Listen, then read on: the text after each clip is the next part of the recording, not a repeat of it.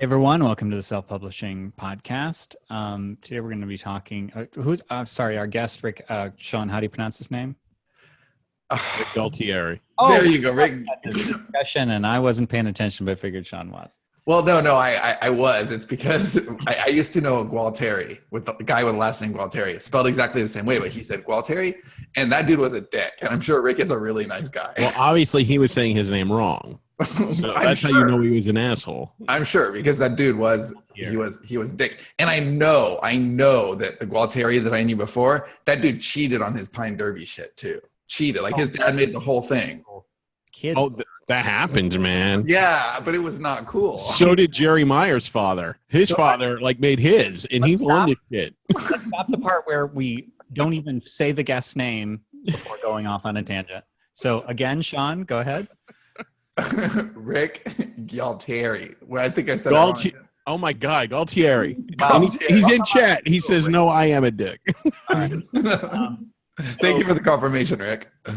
So anyway, He also cheated on his Pinewood Derby, I bet. how to end a series. Right. Anyway, so we have some angles on that. How to walk away from money. That's what we should call this. Well, no, it is kind of that, right? I mean, if you have a long running series and it's still generating, you have to have a good why, and I'm sure he does. Like for Yesterday's Gone. Hey, we are tired of people reading our stuff. Let's not write that anymore.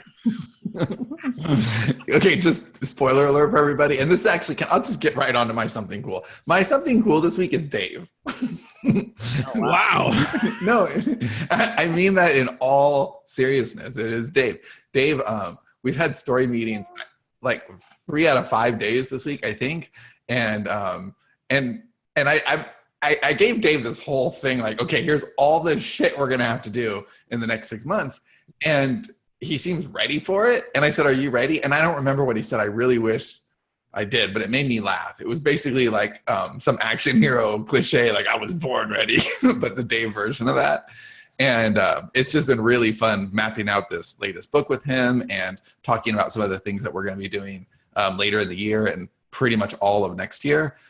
So I've really enjoyed Dave this week. It's been great. This is Sean's proactive, positive reinforcement, figuring if he compliments me for doing the shit I'm supposed to do, that I'll actually do it. Well, Dave, Sean has to have one partner who's gung-ho. It's so true. It wasn't me this week. So We like swap places this week, I think. Oh, we did. Yeah, no, I just totally. Dave shit this week. I was just, why even bother?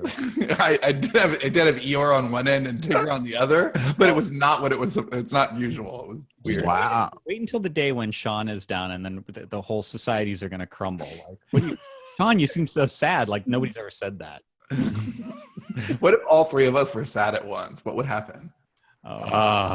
There was one time that you were like, we had a conversation and you were like visibly like shaken, and you were just like worse than me at the moment, and I didn't know how to deal with it. I was like, oh my God, I don't know how to get Sean out of the hole. Come on, Sean.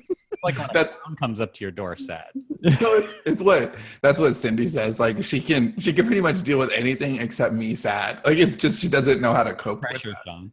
Yeah. So yay, always happy. You're sad? Fuck you. You don't get to be sad. No, jazz hands always. Sean's So, gonna be at funerals.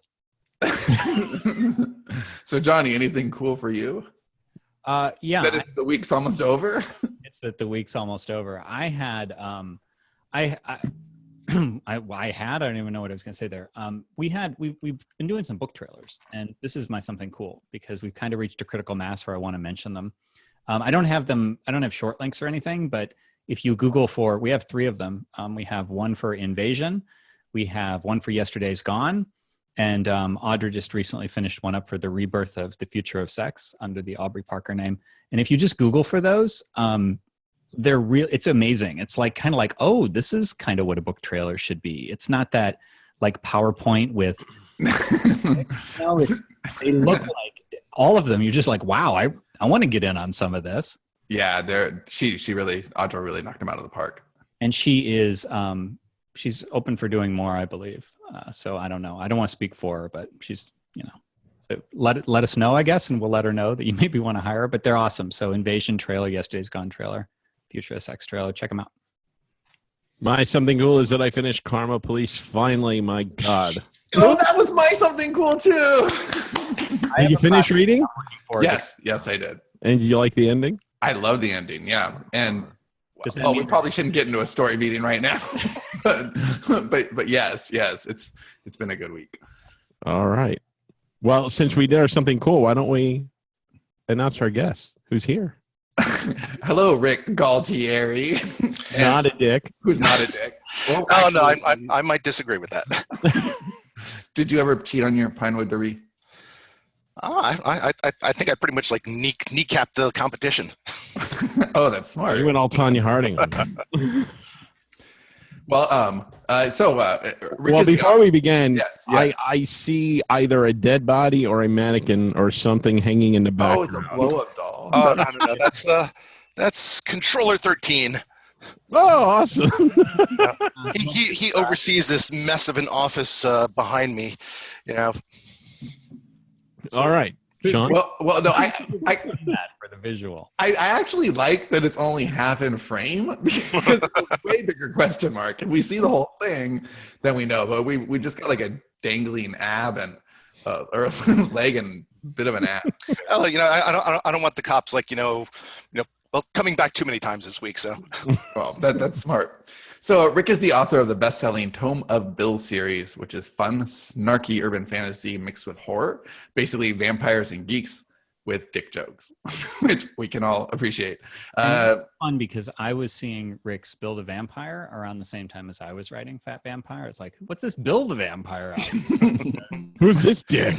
and I'm pretty sure I was thinking the same thing. Of course. So Rick, recently you left your job and you're here and you're doing this full time. And we have a few things we can talk about, but kind of what we wanted to hang the conversation on is leaving a successful series and just kind of walking away. And so there's a bit to unpack there. And I think that as the market matures, and I think we all rushed to get our series out, right? Because we've learned over the last few years that that's how you make money, is not in standalone novels, but in series. But the question to when to retire those and when to move on is big. And we've talked to Ed Robertson about this before, because, he's done that a few times and switch genres while doing it, which is also very dangerous. So I think this is a case where you absolutely want to know your why. And I have a feeling you had a pretty good one. So do you want to talk a little bit about the series itself? Oh, sure. I mean, the Tome of Bill, it's horror comedy, although I market it as urban fantasy because nobody really buys horror these days. It's comedy in the same way that, say, like Ghostbusters is comedy, in that there's a whole bunch of serious, potentially scary crap going on, but the comedy comes from the fact that the main character whose eyes you're looking through, he's pretty much a douchebag, and he doesn't take any of it seriously. So as these things are happening, people are getting their heads torn off, blood spurting. He's busy making like wisecracks or or commenting on on some female vampire's boobs or so. That's pretty much where where the comedy comes from, because a lot of the stuff that happens is a lot of the other characters, they take it seriously, and he's just back going, how freaking ridiculous is this? So is he self-aware? Is he the character that would look at the camera, or is he in a different book than everybody else? No, he's not breaking the fourth wall there. He's inside there, but he's a lifelong geek. His friends are all lifelong geeks, and these are the type of people who they've watched horror movies. They've sat there and they've gotten drunk watching zombie movies and stuff. So they're and they think they're, for the most part, they all think they're more clever than what's going on around them. All right. So how many books were there in the series? Okay. Well, there was 8, I guess, core books, 8 numbered books, and 3 side stories. And So what was 11 the total? and what was the time time span from when the books first came out all the way to when you walked away? Oh, about 5 years. Wow, that's a long time. So I actually want to interject a little bit and ask you about the genre specifically. Sure. Because you mentioned horror is kind of hard. Humor, certainly, call something humor is hard. And so, I mean, I'm coming to this from like personal experience. Fat Vampire was very similar, right? It was kind of horror, kind of humor. And so I'm just wondering how you decided how to classify it and what decisions you made when you were doing that in terms of like tone of blurb and cover and so forth. And, you know, knowing that you were hitting the mark, because I submitted. And did you have to iterate along the way? Right. So I submitted Fat Vampire to BookBub early on, and they didn't have a humor category yet. And I was submitting for horror, and they said, no, this is humor. And I said, well, no, it's not, but it also kind of is because it's not clearly horror. So just sort of curious from that perspective. Well, I mean, when I first started off, I completely screwed it up. I mean, I put it in horror and I put it in comedy, and it didn't sell in either place. And I mean, this was like I said, we're going like 6 years back at this point. You know, I didn't know what the hell I was doing. This is like my first novel. So it was a homemade cover. It was self-edited. It was, I won't say it was a horrible mess, but, you know, obviously I was throwing anything at the wall and seeing what stuck, and nothing stuck. It wasn't until the third book came out, The Morning Woods, that I played around with things. I didn't really change the blurb. The blurb stayed pretty much the same as it was, but I got a new cover, which a much better cover than I had, and I played around with categories, and I got lucky because just screwing around, I was like, okay, this book is like selling like one book a day at most. Let me throw it into contemporary fantasy, and suddenly in contemporary fantasy, it started selling. So that was kind of my wake up call that okay, maybe it's not the book, maybe I just hit the wrong audience. It's so weird how that can work. Like the same book, like it could be ignored, and then you just switch categories, and it takes off. What the hell? Yeah. And that's the other thing is like, you know, you keep hearing like out there in online from new authors, new and old, and they're like all screaming about the 30-day cliff on Amazon. And you know, I'm living proof that the 30-day cliff is, well, it's cool. Don't get me wrong, but it's not the kiss of death. Because it wasn't that my book was out there for a year and a half before anybody really gave a crap about it. So when you switch categories, did you like run promotions to it to get attention, or did you just switch categories and it took off? I pretty much just switched categories. I mean, honestly, I haven't started. I've always done minor, like, you know, mild Twitter, I guess, pushes and such. Mm-hmm. But I didn't actually start doing paid advertising until maybe about book 4, and I didn't start doing heavy paid advertising until really last year. Wow, that's impressive. Well, so what do you attribute most of the success to? I will say I think part of it was an Amazon glitch, because even though the book had been out for a year and a half, suddenly it wound up on like the hot new releases list for contemporary fantasy, which, don't get me wrong, I'm not complaining about. But that, so the takeaway here is prepare for a glitch. Well, no, I mean, do you think that there was good word of mouth on this? Do you think that people talked? How were your reviews? And it seems like you really put yourself into the product. If you're not, I mean, it's hard to be funny. And so if you are, I mean, that's the main reason Dave won't write humor, because Dave's like the funniest person I know, and he won't write humor because it's hard to write humor. And he says, most people aren't funny, right? And so if you were missing the mark there, if it wasn't funny, then it wouldn't have sold, because bad humor is terrible. The early feedback I did get, what little I did, was pretty positive. I mean, a lot of people were like, well, there's quite a bit of typos in this book, which, you know, definitely on me. But most of the people seemed to like it. I mean, really the only people who didn't like it, I was hearing back from, were people who really just weren't big on like the language in the book. Yeah. Which, you know, oh well. Well, but that's a really good example of why try to please everybody, because your books wouldn't have taken off probably because they didn't have enough of you in them. And if you're in a crowded marketplace, that is a way to stand out, is voice. Yeah. I mean,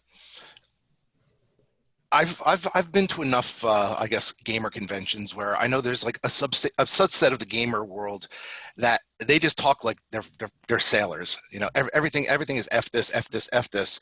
And for some reason, when I started like the character, I was like, I want to make him one of those. So somebody who just can't walk into a room and just say hi. You know, he has to pepper it with like something. And like some people find it a little excess, but like, you know what. It's based on, well, how some people actually talk. Yeah, it's interesting. Like our Yesterday's Gone series is, the world goes to hell. It's a post-apocalyptic story, and we have people cursing in there, and it's not even like that. Like, not every character curses. It's very character specific, and like some of the reviews we get are people like bitching about it, and I'm thinking, okay, we have all this violence, we have a necrophilia scene, and that's what bothers Spoiler you. alert. You know what I found actually helped the most? Because I used to put disclaimers all over the book. Hey, there's bad language. Hey, there's foul-mouthed horror comedy. Yeah. And nobody reads disclaimers. Right. So what I found was actually getting 1 or 2 one-star reviews that basically just said, I quote it, yeah. it's shocking. Actually, that was probably the best insulation of all to keep people away. Because nobody reads disclaimers, but they will read bad reviews. Yeah. Yeah, have you seen Tucker on his books, which I think this is genius. So Tucker Max, right. So he'll take like the, laugh so hard I piss myself and put it right next to a quote that says, I've read this book and now I'm convinced there is no God. And for the right person, that's a good review. Right. So it's just like lean into it. And I think that's smart. Now, what about packaging? So, and I know we need to get to actually transitioning out of this series, which is kind of potatoes, but you had a successful series. So unpacking that is worth a little bit of time, right? So when you packaged your stuff, how intentional were you about, this is how my cover looks, this is my product description? Because how well did you know your target, who you wanted to read? Well, again, my current covers are, I think they're pretty good at branding, but they're also relatively new. They're like, maybe a year and a half old. Before that, I liked the covers I had. They were professional covers, but the problem I had was I had 3 covers by the same guy who then, actually, I'm sorry, I had 2 covers by the same guy who then dropped me like a hot potato, basically said, "No, I'm not taking any new contracts anymore." So then I had like a series of covers by different cover artists, which they were good covers, don't get me wrong, for standalones, but they really sucked for branding, for basically telling people this was a series. So the cover artist I eventually settled on, her name is Mallory Rock. I approached her about a year and a half ago, and I was like, what would you say about just taking the entire thing, throwing it away, and including the covers she had done, which she had done some really good ones, and just rebranding the entire thing to look like a series. And she was all for it. So that kind of brings us to the covers we have now. So yeah, live and learn. It's like my entire thing has been over the last 5 years, make a lot of mistakes and hopefully be a little less stupid every time I make one. Yeah, and I think that's the best way to handle your career, because you're not going to learn anything by sitting on your hands and doing nothing. And I love the idea of taking something that's already there and saying, how can I approach this differently with really any combination of keywords, categories, cover, product description, marketing funnel, the way you do your ads, any of that. Because sometimes you just need a flicker and then all of a sudden, oh, wow, that caught fire. So now when the fire's not dying on this, right? This was an intentional, okay, I'm going to walk away from this, flame to go start something else over here. So what was your main reason for doing that? Well, my main reason for it was, and I mean, I decided this back around book 2, maybe book 3, that it was going to be anywhere from 7 to 10 books in the series. Because one thing, I mean, could I have kept it going longer? Sure. But I had a story arc. I had an end point in sight, and I just didn't want to jump the shark. There's a couple of series out there. They're ongoing. They're like, at 10, 12, 15, maybe 20 books. And I've dropped them, after a while, because we reach a point where either nothing new is happening, it's become torture porn, or it's like, it's just not what I originally signed up for. And I think that's the same with even any long-running TV series. I mean, I used to love watching Supernatural, and I think I dropped it like a season ago just because I was like, we've been doing this for 9 years, and I got something else to tape at this time. Well, do you think that there is a audience who would sign up over and over and over? I mean, The Simpsons is still watched, all across America, and it's like billions of years old, right? I think there definitely is. So it's just you as an artist don't want to tap that same mind, right? I wouldn't exactly say that. I am firmly of the belief of sequel series. Okay, so would you, like, we joked a couple episodes back, I think, of Yesterday's Back, which I would actually am totally into doing in 2018 if Dave is down. But because I actually don't have a problem with that at all. Like I really, really am enjoying the hell out of Better Call Saul right now. But that's different than Yesterday's Gone season 7, right? So what you're saying is if there was a big giant call from your audience to tap back into this, you would, but not necessarily picking up where you left off, but picking up somewhere to the side. Exactly. And I've already told them, I'm like, we'll be back in this world at some point. Because I spent 5 years building this world. There's a lot of rich history in it. And I don't really want to throw it away. But the story arc, quote unquote, Tome of Bill is finished, from start to finish. So, I mean, if we pick up again, might we see that same character? Yeah, maybe. Or we might jump into and meet some new characters. So was it hard to walk away, or no, not really, because you just knew that this is my decision and I just have to do it? You know what the hardest part of walking away was? The fact that it coincided with the same year I went full time. So it's like I took the scissors, cut my safety net, and then said, oh, by the way, I'm also ending the main series that's making me money. So that's probably the toughest part. But something, the series ended the way I had envisioned it, like at least 2, maybe 3 years ago. So, and which makes me happy. I mean, did some minor things change? Yeah, definitely. But the series, as I envisioned it ending, however many books back, it pretty much ended that way, which makes me happy as a clam, because I kind of adhered to what I set out to do. Now here's something that weighs in the back of my mind. Originally, when we thought of Yesterday's Gone, it was thought of as 3 seasons, but we realized only by Dave, only by me. Yeah, Sean planned more, but I realized, like probably halfway into 2.5 or so writing, I was like, there's no way we're gonna get all done in 3. So I said, okay, let's extend it to 6. But he wanted 4, and I said 4 is the same as 6. Right. And there's purists out there that were like, well, you said 3, now you're just fucking cashing in, man. And like, how, like that, Sean, that doesn't bother Sean at all. For me, like that bothers me, because I'm like, oh shit, now we're a sellout. Like, how much does that weigh on you? Like when your book is like, going on, like did people say, oh man, now, the series is doing well, so you're just writing and writing, right? Is that part of like why you decided to end it? Or is that weigh in your mind at all if you were going to bring it back? I mean, I have a decent amount of calls from people saying, well, hey, why don't you write a side story about X character or do a background about whatever character? So I'm not too worried about that.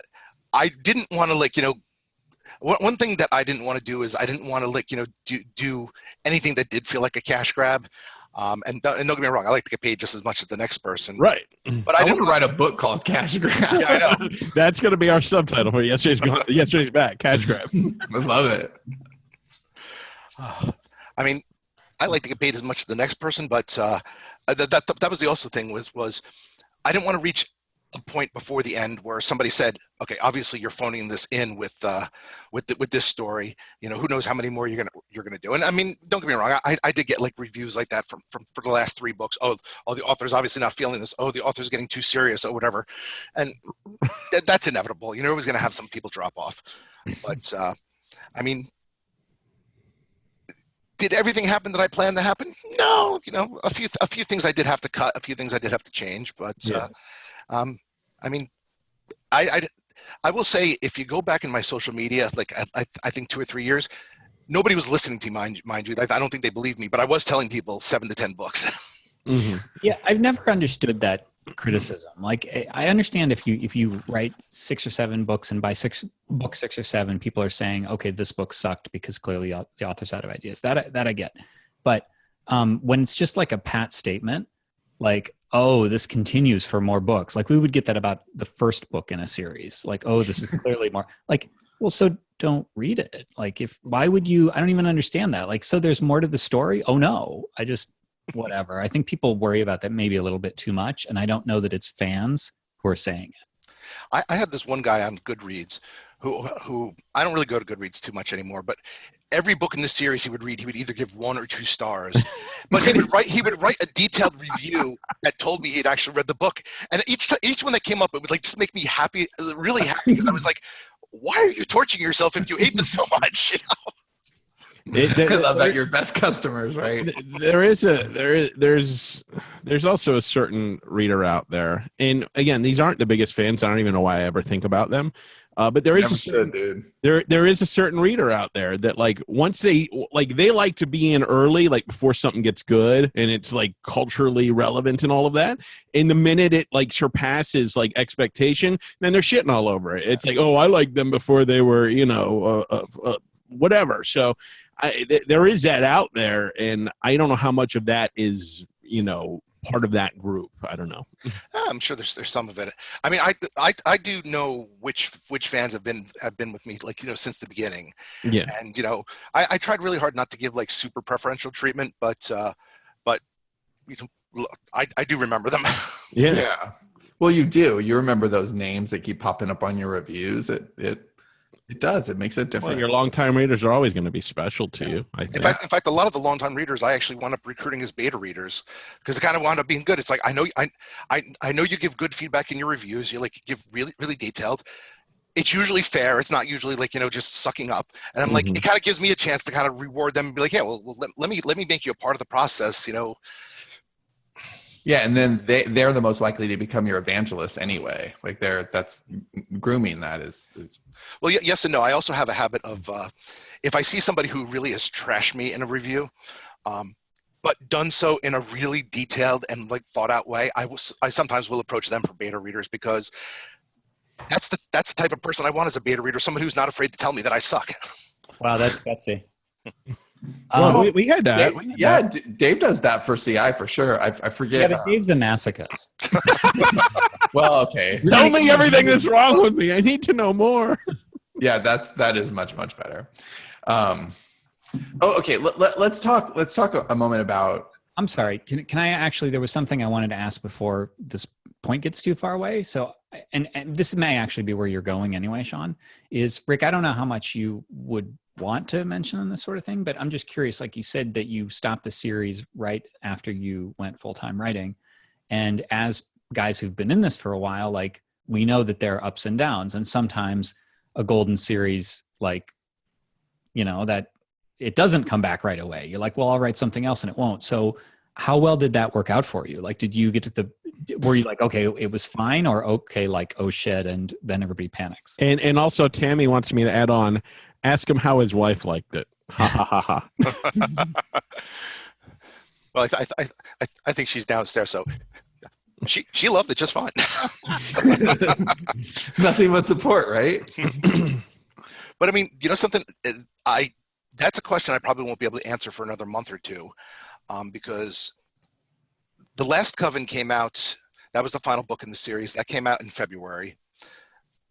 Last month, last month I released a novella that I had written for an anthology that was part of the series. So I released that as a standalone. So technically, I have 4 works in progress that have nothing to do with Tomobile right now. 2 of them are in the editing phase. So we'll see how that goes. Whether or not I it goes well, or I have to start dumpster diving.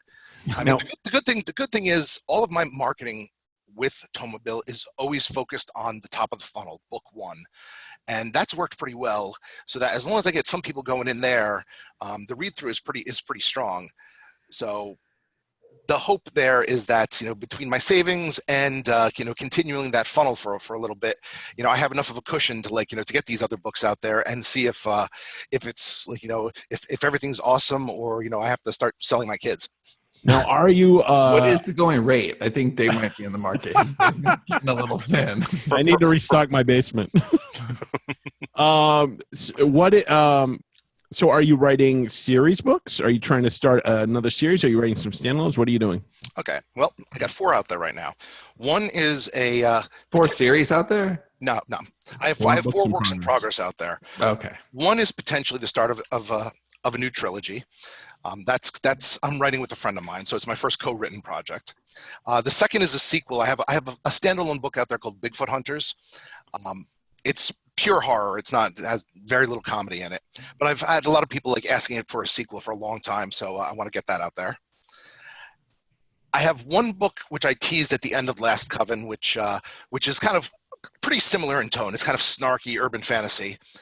And then I have one that's way out there. I'd taken a contract last year to write a book for this learning app, and it wound up falling through. I wound up getting the rights to the book back, but it's essentially kind of almost like a manga story. So that's kind of my long shot, throwing it out there.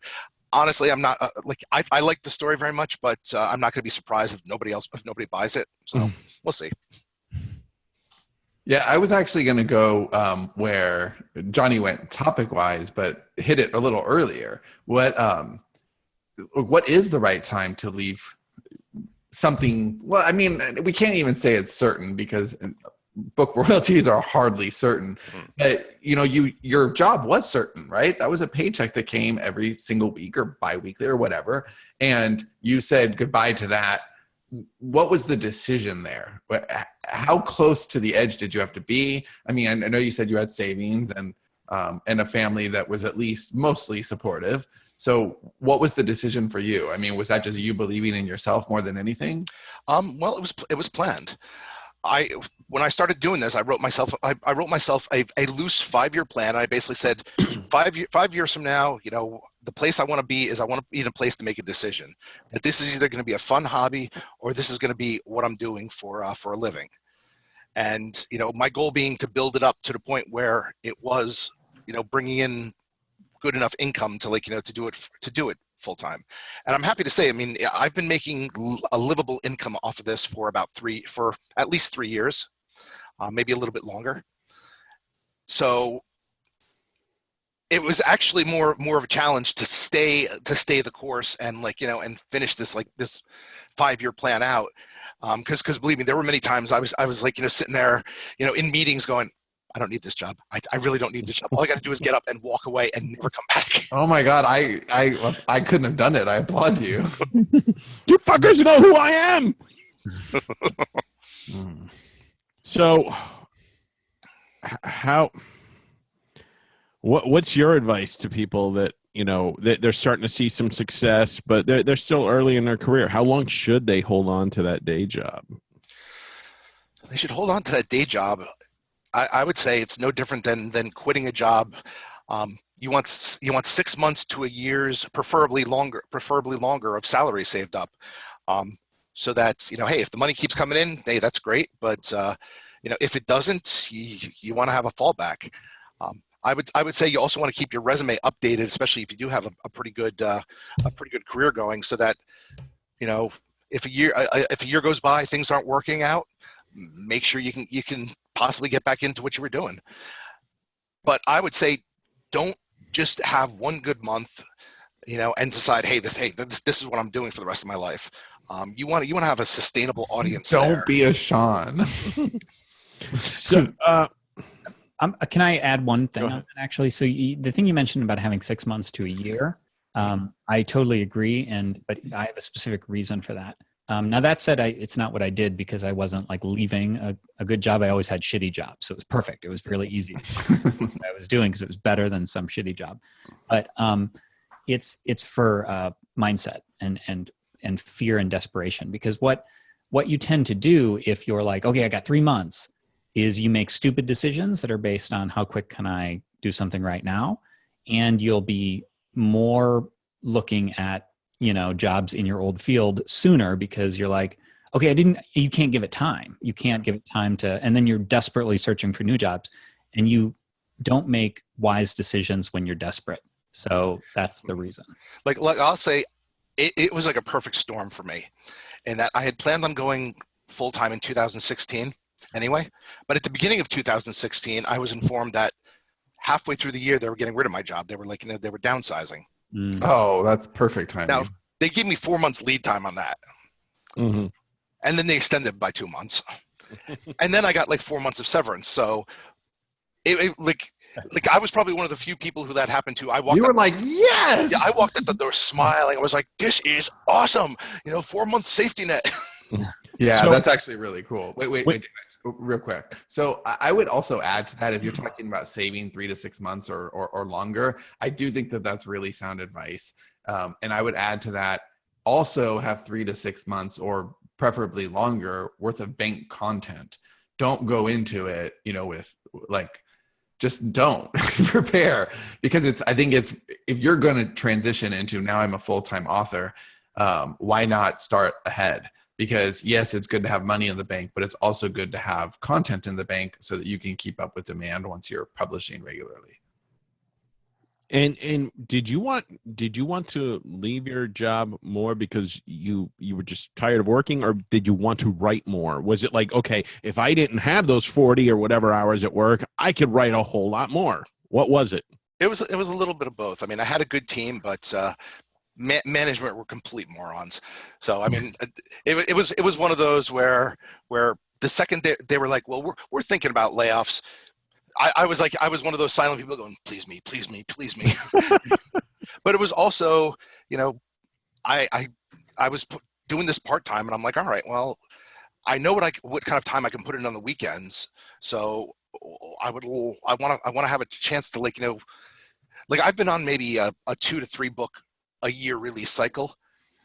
And I was like, all right, well, if I do this full time, I want to at least double that, anywhere from 4 to 6 books. I'm never going to be one of those people who releases a book a month. My editing cycle is way too long. But if I could get a book every 2 or every 3 months, that'll make me pretty happy. Yeah, especially if you can basically hit what you're doing, but all of a sudden you have all this more time and energy in your day, you can fill your buckets, you could be creative, you can, just because your job is doing the thing that was your hobby. or more likely, I can be asked, you're not doing anything, let's go to the store. More likely. Well, okay. So what about when you have a finished series like this? That's a pretty great asset, right? So have you considered going sideways with it at all? Like having a graphic novel made? Seems like the content would suit itself to that, or scripts or anything like that.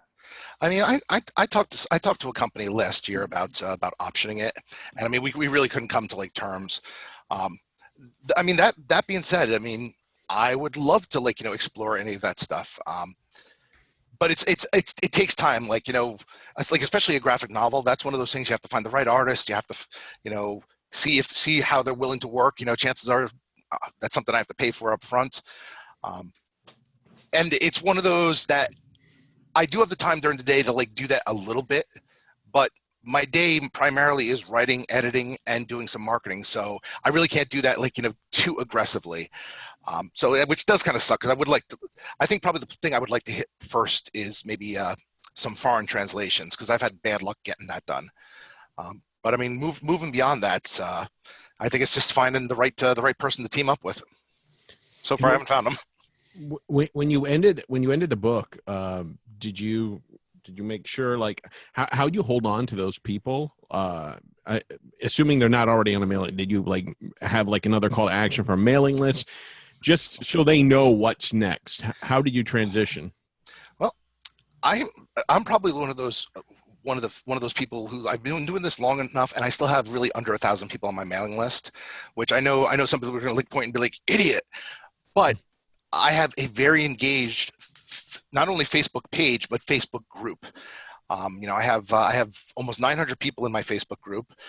They're very active. It's not if you join the group, you will definitely see it is not crickets. These are people who are posting day in, day out, having long conversations, and keeping in touch with them that way. What kind of group? Is it a reader group or an author group? What is it? It's a reader group. I'm in a few author groups, but I mean, ultimately, I'm here for the readers. Right. So I have a little over 4,000 people on my Facebook author page, and I started up this group, and I told them, hey guys, I know how Facebook works. You probably don't see all of my updates. If you want to really follow me and also talk about just geek stuff throughout the day, here's this group. I made it a sticky post on my page. And like I said, I've had almost 900 people. So, I have 4,000 people on that page, but that tells me 900 of those are like super fans who have come over.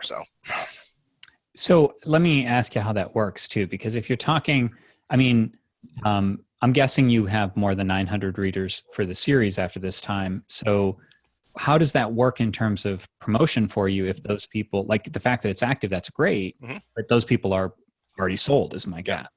Well, I mean, the rest of it is, I'm pretty heavy on, I've never been a big fan of buy my book type marketing where where I'm on social media going, oh, buy my stuff, buy my stuff. If I'm on social media, I want people to know who I am and maybe secondarily know that I write books. So I want them to get to know me first. That said, I love pay-per-click marketing, Facebook ads, Amazon ads, a little bit of Google, Google AdWords. I am a big fan of using that because I guess it doesn't feel nearly as spammy to me. So that's actually a perfect transition because your series, as you said that the last book was in February, the series is still doing quite well. As I'm looking right now, book 1 is 774 in the store. Just for fun, I did a comparison, and my sort of urban fantasy-ish comedic vampire novel, book 1 is 97,000 in the store. So doing better than me. And so I'm just wondering, how do you keep that series alive?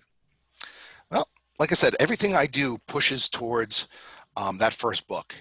So it's a combination. I realize that different people shop different ways. So, this is taking my old career and bringing a little bit of that in there. So it's like a little bit of multi-channel marketing. So I have the ebook. It's also available in paperback. I make sure people know it's available in audio, and that audio is whisper synced. Make sure people know that it's in KU. I also have a box set of the first half of the series, and probably later this year I'll release a box set of the second half of the series. So my goal there is make sure is 1, awareness, and 2, letting people buy it in a way that they're comfortable buying it. And a lot of people get freaked out about cannibalism with box sets and stuff. I really haven't noticed it. I think it's for the most part a separate audience. So it's discoverability, and I will say that it's a little bit of that that marketing mindset of maybe you saw my ad today and you didn't give a crap about it, and maybe you'll see it tomorrow and you didn't give a crap about it, but a month from now, when you've seen that ad every day, maybe by then it's kind of weaseled its way into your subconscious, and you're like, okay, fine. We see things 7 times before it makes a difference, and so that constant exposure it makes a difference. Do you have any idea? And this is sort of there's black boxes surrounding all of this. So the answer to do you have an idea is vaguely what's in the crystal ball is probably the answer for all of us. But how effective, how much does KU play into that? Because the Amazon ads, I know that they're available outside of KU, but nobody can really say how effective they are outside of KU. And my gut is not nearly as much. And so I'm sort of curious as to whether you know anything about KU's effectiveness versus not or anything like that. I mean, I have as much insight as Amazon gives me, but I do know that I pulled back about a year. Actually, maybe at this point, I think we're almost heading into 2 years. I used to be wide across all the major stores, and then I pulled back and said, okay, let me try KU when they went to the page read model, and I really haven't looked back. I mean, at this point, I would say it's roughly on a given month, maybe half my sales. Right, but I do want the algorithms favor it as well, too. Yeah. I mean. It's hard to tell, with the ads and stuff. I mean, I know when I'm advertising on Facebook, I do make it a point to let people know, hey, it's available in KU. If you have a KU account, go nuts there. Well, I think the visibility is just you have a smart funnel. You have a series with really solid read through, and all of your efforts are focused on the entry point. So it really is just simple math. I mean, do you ever have a day going by where you don't have an Amazon ad going? An Amazon ad, not really. I mean, it's been even today where a lot of people are saying Amazon ads are not nearly that effective, and I kind of agree. I think they are kind of swamped, but I do have a portion of my budget that says keep these running, keep looking for new keywords, keep trying new things on there. So I want to make sure that even if I don't always have a presence on Facebook or elsewhere, I like to have a presence on Amazon at all times. Yeah, that absolutely makes sense. And you hit Amazon constantly, Facebook ads whenever it makes sense, your Facebook group every day, I imagine, right? I actually have to turn off Facebook usually about halfway through the day because the Facebook group is just it has grown far more than I would have ever guessed, because I've seen other author groups there, and it's usually, hey, somebody occasionally they'll come in and post some book news or post something, and there's a little bit of chatter but not much, and it's crazy in mine. Like, if I didn't post for a week, you probably would not even miss me. So what sort of thing are they talking about? Like talking about games and stuff that are coming out, like movies, TV, comics, shit like that. Yeah, it's a lot of geek talk, and I mean there's some serious threads on there too, which is awesome. People like are really like coming together as a community there, but for the most part, it's just dumbass humor, which is great. You have a lot of people there with a strong sense of humor, a lot of people there who are willing to call them out on it. I have a couple rules in there, and probably the main one is no politics, which I think is probably the one thing that's like Oh yeah, that's kept it, like from exploding. But it's I've told people, I'm like, if you find something that you think is interesting and people in this group will think is interesting, as long as you're not spamming the crap out of us with with stuff, it's all awesome. And and I try to be interactive. I mean, even if I'm not posting, I go in there and I'll comment on stuff, and I try to be in on the fun as well. It's, even though it's called Rick Gualtieri Books, I don't want it to be like, oh, Rick Gualtieri is the only person talking here. It's a full community of people, which I'm incredibly grateful for. Although, like I said, I usually have to turn off Facebook halfway through the day, otherwise I get nothing done. I mean, but it makes sense. You're there all the time, and these people are evangelical for you because they care. You said it's 4,000 people in the group? No, it's 4,000. Yeah, it's 4,000 people on my page. It's about 900 on there. And the thing is, there's actually a few other authors in there, and I'm cool with them coming in, occasionally saying if they have a new release, and the group has been very supportive of them. Not to point fingers or so, but I have Ari Carr in there who also writes vampire fiction, and I mean the people in the group love her. She's she's always in there posting and stuff, and it's turned less into a Rick Gualtieri Books community and more into just a geek community, if you will. I like this is how I use my own Facebook page, like just talking to people about stupid shit. Like I almost never talk about our books. I've never thought to make a community around it. I think that's really awesome that you did that. That's cool. Yeah, and it winds up being fun because then they get to know me, I get to know them. And it's awesome when I go somewhere to a convention or so, and there's people who show up, and it's not just, hey, I'm a follower on Twitter, and I'm like, I have no idea who you are. If I'm gonna know who a lot of these people are. Yeah, that's cool. So what's your next step? What book do you think you're going to release first of these 4 that you've got? I think this book called Lichen Moon. It's kind of a more of a dark fantasy, urban fantasy werewolf story.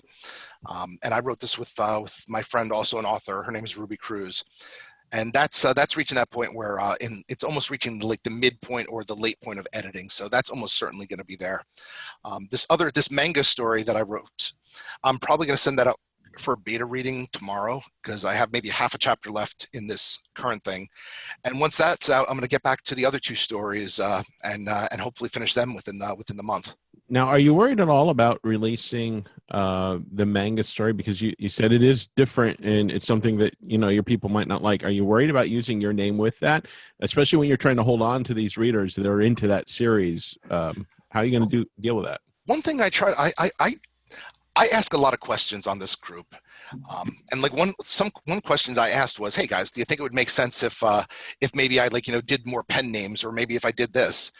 And I pay attention to to their feedback.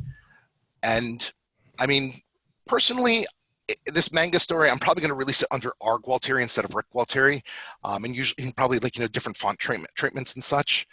But I mean, we'll see how it goes. I mean, I do have one pen name out there. I don't really make it a secret that it's not me. And I mean, like, if it winds up being smarter for branding, hey, I'll do it that way. But is it because you're trying to segment your readers and just not kind of confuse things? Yeah, I don't like to confuse things, and I know I've had that problem in the past because I mentioned Bigfoot Hunters. It's a horror novel, and but no comedy. Yeah, and I think the worst reviews I wind up getting on that book are people who come on and they're like, funny. Exactly, and I'm like, it's not supposed to be funny. It even says in the description, it's not funny. I ended this series you all love, so I can write this manga story. And I'm like, what the fuck, dude? I'll be really curious to see how that goes for you because, we've done that a few times, obviously, since we're so multi-genre. And my default, even though I know better, is always like, oh, well, they'll transition. They like this, they like that. And it's always a partial thing. Mm-hmm. So like this is where his community really comes in handy because he's talking to them on Facebook about this thing. I mean, we do that kind of here, but we're not talking to readers here. We're talking to other self-publishing authors. And one important thing is never, ever blame them. It's because I've seen that.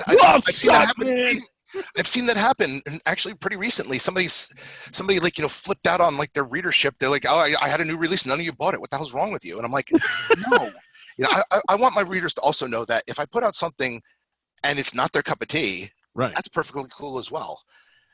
But I mean, that being said, this first half of the year is trying some new things. Second half of the year is the stories that I have planned are probably more for people who have enjoyed the Toma Bill. I have some more comedy stuff planned for the second half of the year. So no, that makes perfect sense too. That's what we've kind of done too internally is just realize, okay, here's where our strength in our audience lies. Let's make sure that we answer that. And then when we can afford to kind of do what we want, then we do what we want. But we just did it the opposite for so long, just writing whatever we wanted to write and just putting it out and whatever schedule and whatever whim we wanted to follow. And now we're undoing that so that we can do it. And it seems like you're a little bit neater than we are. No, everything I do is chaos. Something. What I try to do is remember that, I'm writing books and I want people to enjoy them, but ultimately I'm the one writing them and I'm the one making the schedules. So I want to be proactive, not reactive. Because I think running a business reactively is just not good in the long run. Mm-hmm. It might be good for short-term gains, but in the long run, I think you put yourself in a place where you've essentially handed control over your business to other people, which I don't think is just a good way to run a business. Well, speaking of that, how do you feel about KDP Select? Have you been in it? You are in it now, yeah. Right? For Kindle Unlimited? If I'm in Kindle Unlimited, I'm in Select. It's. You are putting your eggs in one basket, and you are it is choosing one thing over another. Yes. What are your terms on that as far as long term? Are your thoughts on that long term? What I try to do is I try to launch every book I do wide for about a month, and even though that might not help my KU reads, I have readers on those other platforms, and the last thing I want to do is tell them is give them a big FU. Wait. So you go wide and then back, then you pull it out? Yes. Yeah, that's interesting. That's something we've talked about. And business-wise, it might not be the smartest thing. But as I said, I have readers on those other platforms. But that would actually be my concern, right? Because it's reader experience you're trying to protect, I imagine, yes. Right? Yes. So if you put it on a platform for a while, how do you know when the person is looking for that book? Where in the reader journey? Well, I try to when a book comes out, I try to make sure to hit it hard enough so people are aware. Obviously, I'm not. It's never perfect. There's always somebody who's going to come in 3 months later and be like, "Oh, why isn't it on iBooks or so?" It happens once in a while, but I've been doing this for 2 years now, and that sales for that month or so that it's out there have been pretty steady across those other platforms. So at least the readers I had, I think I've transitioned a decent amount to. It's like I said, it might not be the smartest business thing, but it really just comes down to, I don't want to say a big, I don't want to say, well, hey, sorry, I make more money on Amazon. Screw you. I want to give them a chance to read the book. Well, no, but I guess that's my question. I'm trying to understand. So if I come in and when you, okay, so do you pulse the whole series? So when you take it off, do you take all of them off? No, it's when I originally pulled back from those other places, I gave people about a month and a half heads up, and I'm like, hey, this is happening. If you're not caught up, catch up now. And I told them, I'm like, going forward, pay attention to my social media, get on my mailing list, and when a new book comes out, therefore and you will have a chance to get it. Once again, is it perfect? No system is perfect. But, the fact that I get a month of not huge, definitely not even in the ballpark of my KU numbers, but that I get steady sales on iBooks, Nook, Google Play, tells me that at least that strategy at least partially worked. Yeah, no, I'm curious about it because it seems like we're both trying hard to preserve the reader experience, but angling it differently. So for me, I'd rather go the first 3 months in KU and then put it wide. So they have to wait a little bit longer, but then they have access to it forever. But then you don't have your whole series in KU, where I think there's a strength in numbers there. He's got all these books in KU, and they go from one to the next. Yeah. And I try to be honest with my readers, and I mean, the bottom line comes down to, on even my worst month in KU, I've made at least 4 or 5 times what I've made on the other stores.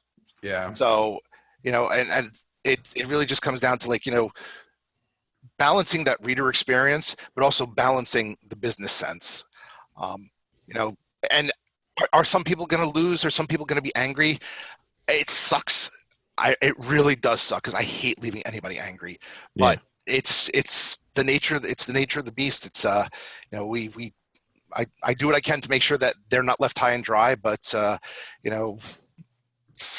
can only do what I do, and until such time as KU reaches a point where it's not profitable, for the time being, it makes the most sense. Yeah, no, it sounds like you're handling it perfectly. Okay, well, where can people find you, Rick? Well, right now, everything I have out is on Amazon. Or you can go to rickgualtieri.com, which I guarantee, I will say I put a lot of misspellings into my SEO, so hopefully it does come up. Ever considered changing your name to something easier to spell? Yes, I can't even tell you how many times I've had that discussion on both on my Facebook page and elsewhere on Twitter of just saying, Jesus Christ, I should just rebrand as as Rick G or something. No, call yourself Rickhead. So for those of you listening, it's Rick, Gualtieri. I will say this. There is one upside. Gualtieri is not the easiest thing to spell or remember, but there is one upside. If I was Rick Smith, I'd probably have to compete with a lot more people. Whereas as Rick Gualtieri, let me just tell you, I own the crap out of my SEO. Have you considered Rick Hitler? There's not a lot of Rick Hitlers out there. There was we almost made it through the show. Yeah, I started typing because I didn't want to go back to Slack and try and figure it out and stuff. So I just started typing Rick G-U, and I just and then it popped right up because you're the only one in the suggestion. So it was really easy. Well, I kind of feel bad. There's an oncologist out there named Richard Gualtieri, and I think I bury him in the search results, which I don't really feel good about. Well, yeah, I have. There's a Sean Platt who's a cartoonist in Ohio, and I just shake my fist at that guy. Isn't there also a musician? Sean Platt? Yeah, I thought there was. Oh, wow, whatever. This is very interesting for everybody. Well, thank you very much for joining us, Rick. Thank you, Rick. That was great. Thank you so much for having me. It was awesome. Thank you, and best of luck. Adios, everyone. For listening to SPP. Bye-bye.